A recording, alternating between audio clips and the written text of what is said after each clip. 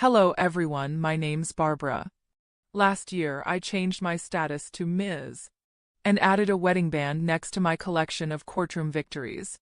Slinging arguments before a judge is my zone, but dang, I never thought I'd need a defense strategy for family dinners. So let me put you in the picture. My man Peter, he's a mama's boy, and I get why. Mrs. Sophia, his mom, is the queen bee of their hive. She did the single mom hustle and brought up 2 kids solo. Mad props for that. Julia, his sister, well, she's another story. Thinks she's the center of the universe or something. I remember walking into their place for the first time, Peter's arm around me like he's showing off a trophy.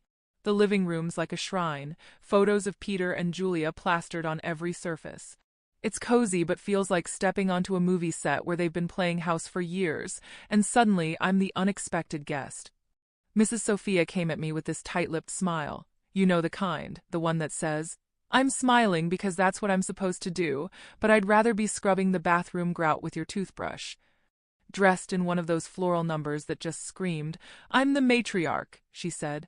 "Barbara dear, Peter's told us so much about you," sizing me up like I'm a car she's not sure she wants to buy. "Yeah, I've been looking forward to meeting the famous Mrs. Sophia. Peter's done nothing but sing your praises," I said, trying to thaw the room a bit. "Oh, how sweet," Julia chimed in. She'd been eyeing me like a hawk since I walked in. "Tell us, Barbara, how's the lawyer life? I picture you in court like on TV making bank. So, how much do you actually make?" I almost choked on my spit. Who asks that straight out of the gate? I laughed though, because what else are you going to do? Trade secret and all that. I shot back, not missing a beat. Mrs. Sophia picked up the baton like it was a relay race. "But surely you can give us a ballpark figure for family?" Peter shot me that please don't be mad look, but I kept my cool.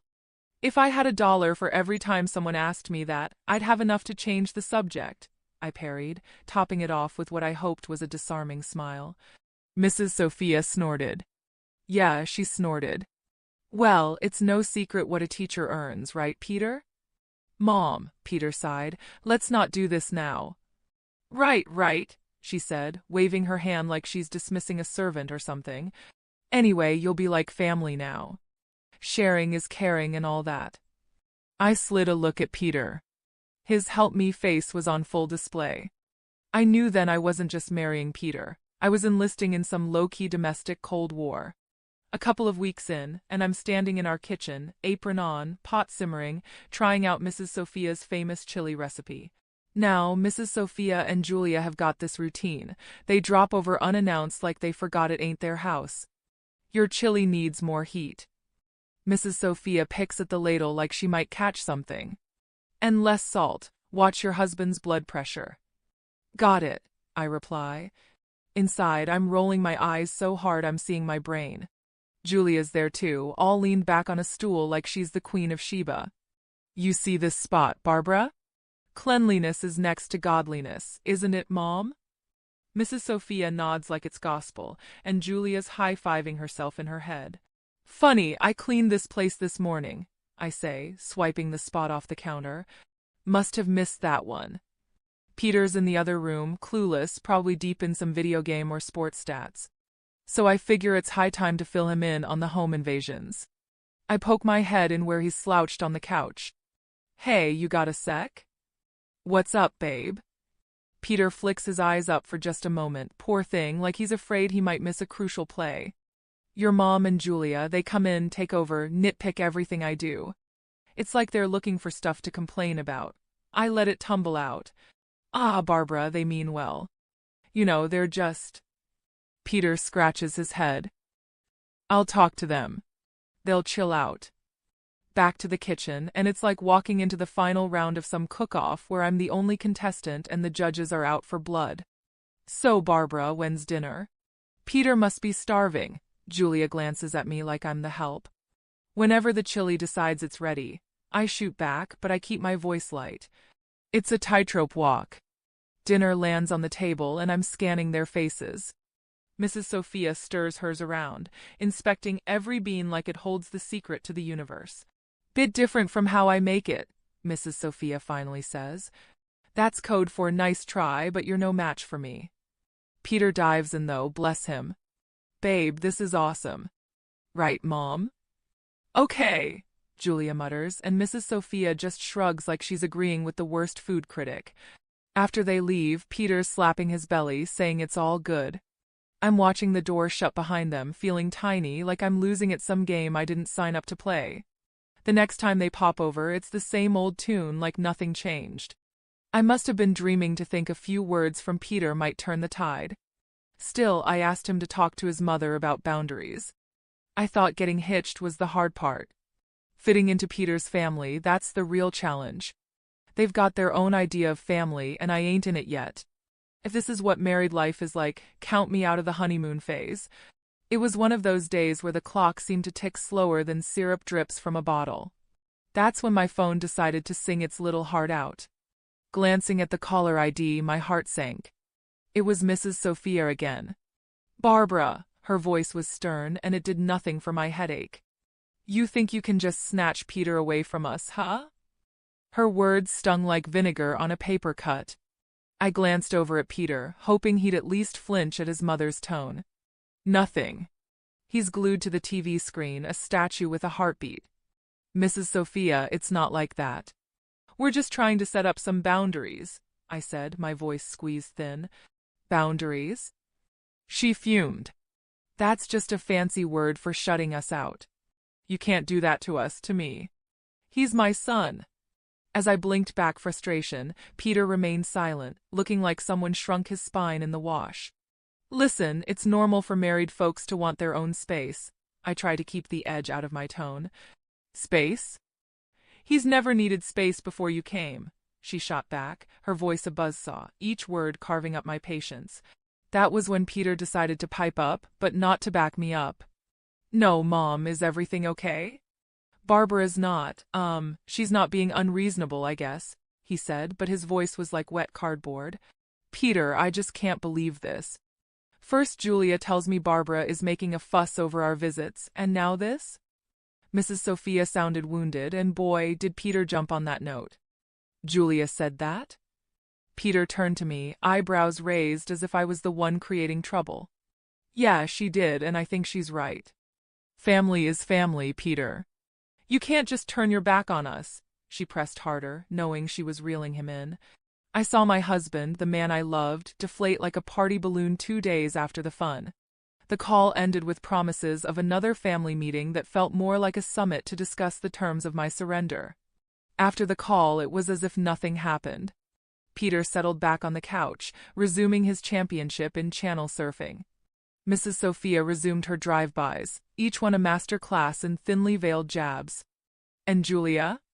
Well, she might as well have been a puppet master, the way she got Peter's ear whenever she pleased. When word got back to me that my husband's sister, Julia, was running her mouth about me all over town, my blood boiled for a second. But I didn't let it get the best of me. I knew I had to handle this the right way. So I waited for the right moment to deal with Julia directly. And that moment came sooner than I thought.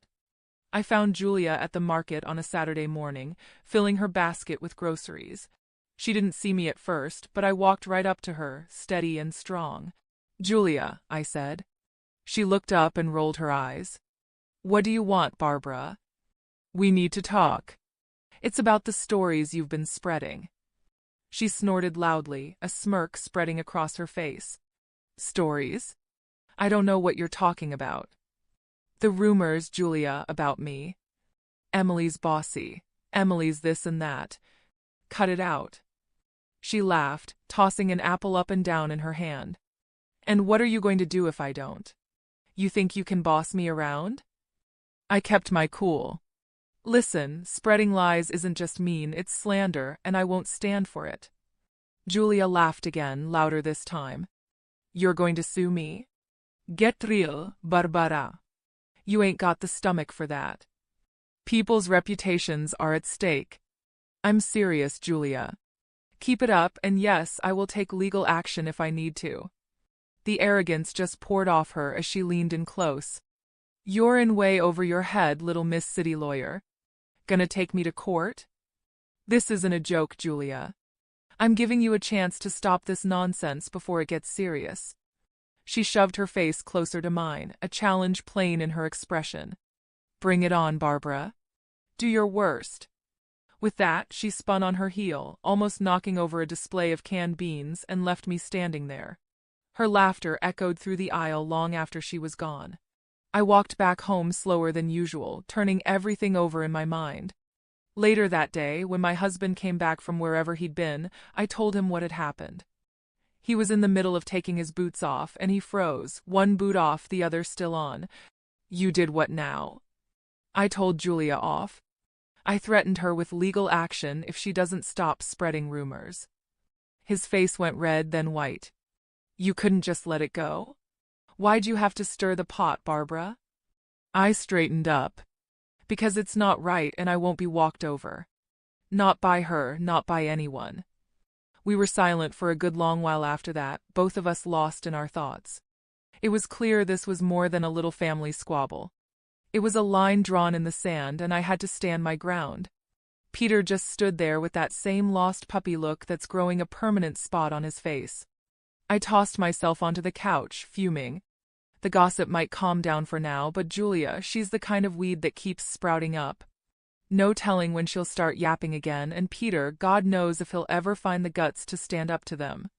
Right now, though, I just need to cool off, figure out my next move in this messy game they're all too eager to play. The whole mess with Julia had me weighing my options like a pros and cons list in my head. I mean, I signed up for a life with Peter, not a daily soap opera with his family. With things going from bad to worse, the D word started rattling around in my brain like loose change in a dryer. Then, as if on cue, Mrs. Sophia, the town's self-appointed gossip queen and Julia's godmother, rang me up. Barbara dear, she chirped like a bird that spotted a worm, we're throwing a little shindig for Julia's engagement. It's happening at Luigi's next week. We'd love to see you there. The tone of her voice was all fake nicety, the kind that practically screams, I dare you to show up. I stared at the silent phone after hanging up, thinking how this invite smelled like a setup. Peter's already on edge, and now this. I couldn't help but blurt out to him, guess who's got plans for us next week? He's sitting at the kitchen table, forehead creased like he's trying to iron it out with thought. Who's scheming now? Your sister's engagement party, I say, staying flat out. We're invited courtesy of Mrs. Sophia. His face goes a shade paler, the crease deepening. Oh, hell. Yeah, oh, hell sounds about right. So what's the play here, Peter? We gonna roll over and play nice, or what? He's quiet for too long, and I'm not having it. Come on, spit it out. Peter finally looks up, his eyes all serious.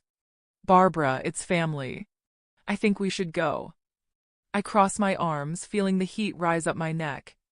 And let Julia have a field day? I'm not their punching bag. He throws his hands up, a little too dramatic if you ask me. What do you want me to say? That's my sister, Barbara. I lean in, my own hands flat on the table. And I'm your wife, or does that not count for much these days? The D word is right there on the tip of my tongue, but I bite it back hard.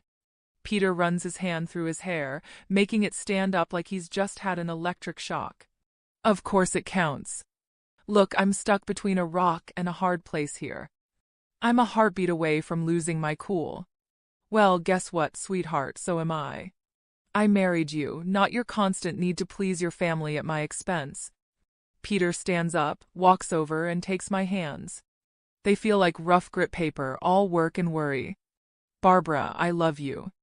I do. And I hate that it's come to this. Let's not go to the party.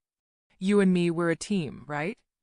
It struck me then that this was the first time in a long while he picked me over them without flinching. It felt like finding an oasis in the middle of the desert. That night, the thought of divorce quietly tucked itself away. Not gone, but sleeping, sort of like a dog with one eye always open. But it was enough for me to catch my breath, to maybe believe that we could find some solid ground again. Luigi's was hopping when we showed up, walls throbbing with too loud laughter and clinking glasses. I spot Mrs. Sophia right off, sitting queen bee style at the biggest table with that I rule the world look. There's Peter's sister Julia, all grins like she's won the lottery, and her guy Randy, a sort of deer in headlights type trying to smile. His folks are with them too, stiff and awkward like they wandered into the wrong movie theater. Mrs. Sophia zeroes in on me the second we step in. Barbara, she oozes like I'm a 5-year-old who's not playing nice. You'll be taking care of the bill tonight, right? To show you're one of us. I just about spit out my drink. What? Why me? The table's all ears now, and the air's thick with that, oh, this is going to be good vibe. Mrs. Sophia stretches her smile. Tradition, sweetheart. The newest family member always shows their commitment. My jaw clamps shut so fast. I'm surprised I don't chip a tooth. Commitment that sounds a whole lot like a shakedown. Everyone's perked up like he's hearing a whistle, and there she goes, Mrs. Sophia puffing up like I've slapped her. Excuse me, that's uncalled for. Peter leans in, his voice barely more than a spit of sound. Just do it, Barbara. It's not a big deal. A big deal? I fire back, my whisper turning into a snarl. No thanks. I ain't no one's piggy bank. He's hissing now, real quiet but clear. Pay the damn bill, Barbara, or we're through. I mean it. My laugh is as sharp as a snapped wire. You're not serious. He's all stone face and tight mouth. You think I'm playing? I stare him down. Divorce over this? He's all family first, Barbara. I'm shaking my head. And where do I fit, huh? It's showdown time, and even Randy and his parents are watching, their faces screaming. What the hell's going on? I push back my chair and stand, letting them all get an earful. No, I ain't doing this dance, I say, my voice like a hammer on steel. There's shock on their faces, some whispering, some wide-eyed. Peter's going red, white, red like a stoplight losing its mind. Mrs. Sophia looks like she might choke. I walk out into the night. It's black and cool and smells like freedom. I hear the door slam behind me. My heart's doing a 100-yard dash, but it's Peter who flung the sword, not me. The bar was nothing special, just another hole in the wall with dim lights and the smell of old beer. I had barely settled with a glass of something strong when my phone rang. It was Peter, and for a moment I considered not answering, but I did. Barbara, listen, I'm sorry. I didn't want to say divorce. Peter's voice was rushed, apologetic. Before I could even think of a response, Julia's voice blasted through. You've ruined my engagement dinner, you selfish. The phone must have changed hands so fast my head spun. I could practically hear the venom in her voice. In the background, I heard Mrs. Sophia loud and clear. Why should I pay? He's your son. You pay the bill. I won't have my daughter married into a family that doesn't know how to treat. The chaos from Luigi's was spilling through the phone like a bad sitcom without a laugh track. People were arguing, and it seemed like nobody was keen on picking up the tab. I pushed away from the bar, my anger lending me a clear, calm voice. Julia, chill out. Your mom's the one making a scene, not me. Hang up, Barbara, Peter said, now a faint whisper behind his sister's ranting. No, she needs to. Julia kept going, but I wasn't about to play this game. I ended the call. The screen showed a string of missed calls and texts that I swiped away. They were probably all about the same thing, guilt, blame, the usual. I looked at the bartender. Another one, please. He nodded, pouring another shot without a word. Silence settled around me, except for the low murmur from the regulars scattered around. I tried to collect my thoughts as my phone screen lit up again, showing Peter's name. The guy just didn't know when to quit. I flipped the phone face down, letting it go to voicemail. It was futile to talk when the whole crew was going off the rails back there. A few drinks later, the door to the bar creaked open, and in came a chill gust of evening air, but I didn't look up. It didn't matter who was coming and going. I thought about what just happened, what it all meant. Here I was, sitting in a bar because my family-in-law decided I was the bank, and instead of understanding, my supposed partner turned it into an ultimatum. I finally picked up my phone and typed out a text. Peter, we're done. Julia can think what she wants, and your mom can deal with her own damn bills. I won't be part of this circus anymore.